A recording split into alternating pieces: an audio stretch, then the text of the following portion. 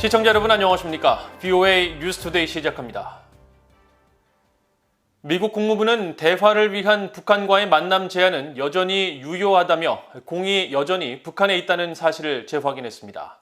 한국과 북한의 연락통신선 복원에 대해서는 환영의 입장을 표하면서 외교와 대화의 중요성을 강조했습니다. 첫 소식 함지하 기자가 보도합니다. 미국 국무부의 네드 프라이스 대변인은 3일 정례 브리핑에서 북한과 연락을 주고받고 있느냐는 BOA의 질문을 받았습니다. 프라이스 대변인은 북한에 접촉했던 사실은 확인하면서도 공유할 만한 진전 사항은 없다고 밝히고 그런 북한에 대한 만남 제안은 여전히 유효하다고 강조했습니다. As you also know, we have reached out to the regime in the DPRK. I don't have an update for you on any response, but I will say that our offer remains.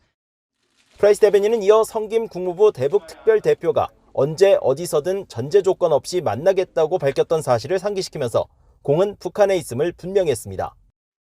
As you've heard from Ambassador Sung Kim, anytime, anywhere, without preconditions. It's up to the DPRK to respond positively to that outreach. 프라이스 대변인은 이어 미국은 남북 대화와 관여를 지지한다는 입장을 거듭 확인하고 한국과 북한의 연락통신선 복원을 환영한다면서 긍정적 조치라고 평가했습니다. We believe that is a positive step, and we believe it's a positive step because diplomacy and dialogue are essential to achieving the complete denuclearization and to establishing permanent peace on the Korean peninsula. 프라이스 대변인은 그러면서 한반도의 완전한 비핵화와 항구적 평화 달성은 최근 마무리된 대북 정책 검토의 핵심 결론이라고 말했습니다. BOA 뉴스 함지하입니다. 한반도에 대한 미국의 안보 약속은 철통 같으며 미한 연합훈련의 시행 여부와 규모는 동맹인 한국과 긴밀히 협력해 결정할 것이라고 미국 국방부가 밝혔습니다.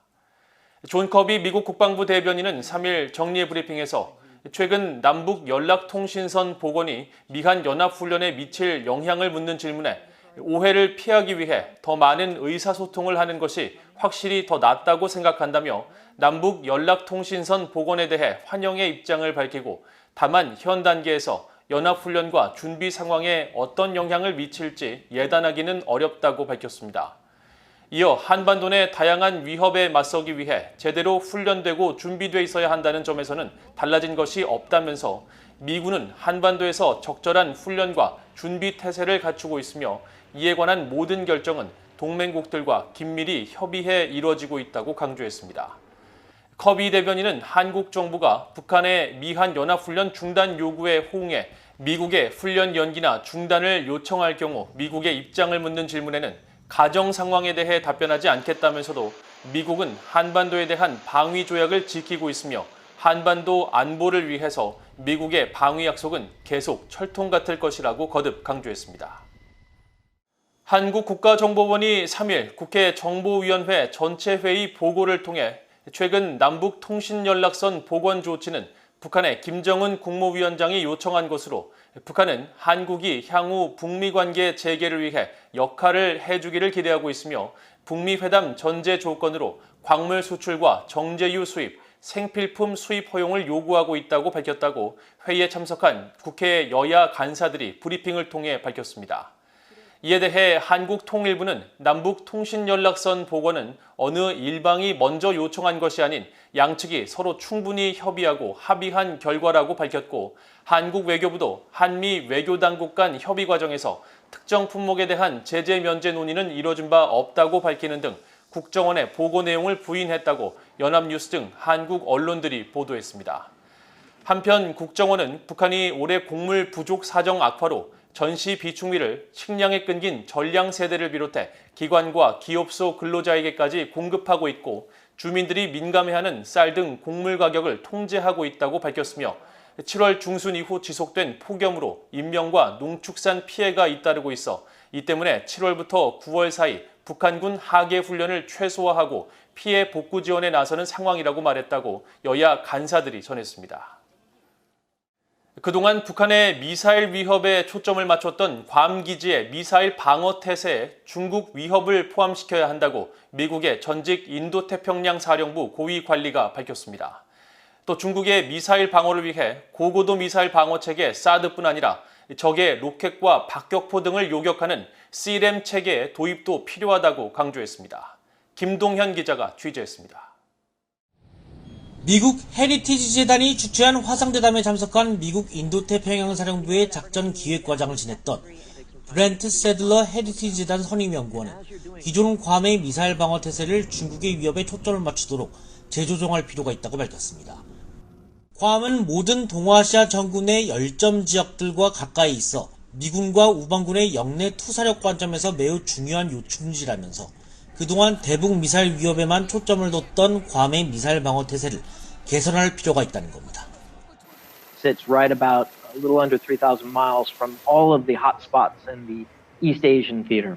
Another part of that's important to reiterate about Guam is it is also close enough to a lot of our partners in the region, like Singapore, South Korea, Japan, and Malaysia, that also visit with their military forces as well as conduct operations and exercises with our forces there. 세들러 선임연구원은 특히 현재 괌에 배치된 고고도 미사일 방어 체계 사드는 지난 2013년 북한의 미사일 위협을 고려한 긴급 요청에 따라 배치했지만 당초 중국이 부상하는 위협을 고려했던 것은 아니었다고 설명했습니다.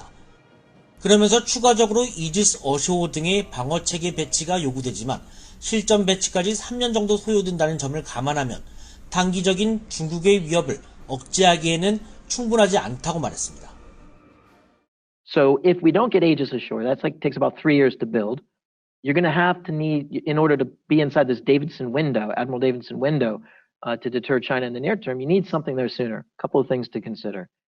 세들러 전 과장은 중국의 영내 접근 차단 전략인 이른바 반접근 지역 거부 전략에 당장 대응할 수 있는 태세가 필요하다며 내년에 퇴역 예정인 미 해군 순양함 3척을 거론했습니다. 이 순양함들은 모두 탄도미사일 방어 능력을 갖추고 있어 당장 퇴역시키기보다는 괌 항구에 정박시켜 제한적으로라도 이지스 어쇼어의 역할을 수행할 수 있는 임시적 방안도 모색해야 한다는 겁니다.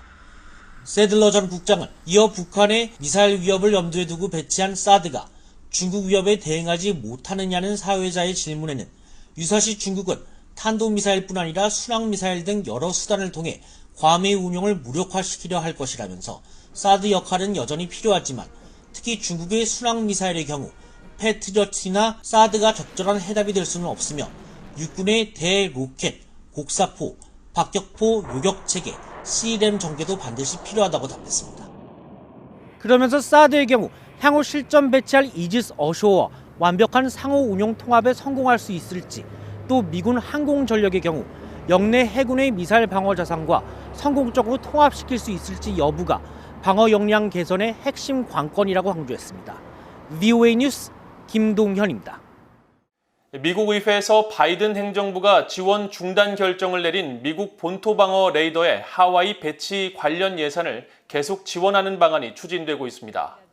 하와이를 지역구로 둔 민주당의 메이지 히로노 상원 의원은 지난달 22일 성명을 통해 상원 군사위원회가 의결한 새 회계연도 국방수권 법안에 하와이에 배치할 미국 본토 방어 레이더 관련 예산 8,500만 달러가 포함됐다고 밝혔습니다.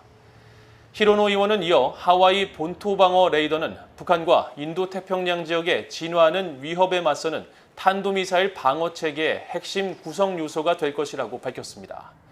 미국은 약 5년 전부터 북한 등의 장거리 탄도미사일 ICBM 위협으로부터 미국 본토를 보호하기 위한 최신 탐지 식별 레이더를 오는 2023년까지 하와이에 배치하는 방안을 목표로 추진했지만 트럼프 행정부에 이어 바이든 행정부의 국방 예산에서도 제외돼 중단 가능성이 커졌습니다.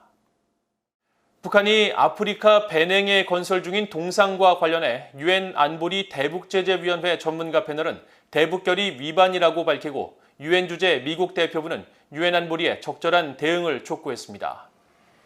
유엔 안보리 대북제재위원회의 에릭 펜튼 보크 전문가 패널 조정관은 북한의 아프리카 베냉으로의 동상 수출에 대한 VOA의 보도와 관련해 전문가 패널 보고서들에 유사한 여러 사례들이 있다면서 이번 북한의 동상 프로젝트는 유엔 회원국들이 완전하게 이행할 책임이 있는 여러 유엔 결의에 전적으로 위반된다고 밝혔습니다. 또 유엔 주재 미국 대표부 대변인실 관계자는 VOA의 보도를 통해 드러난 북한의 해외 동상 건립 활동에 대해 관련 내용들에 대해 우려하며 유엔 안보리 결의의 모든 위반 관련 보도들을 심각하게 받아들인다고 밝혔습니다. 이어 지난 2016년 유엔 안보리는 북한이 불법적인 핵과 탄도미사일 프로그램으로 전용할 것을 우려해 이런 동상 판매를 금지했다면서 유엔의 대북 전문가 패널이 이번 보도 내용들을 조사하고 안보리 대북제재위원회가 적절한 대응을 결정하는 데 도움을 줄 것을 권장한다고 밝혔습니다. VOA는 유엔 대북제재 대상인 북한의 만수대 해외 프로젝트 그룹의 위장회사가 베냉 최대 도시인 코토누에 높이 30m의 동상을 건립 중이라는 사실을 보도하고 최근에는 해당 동상의 도면을 입수해 공개했습니다.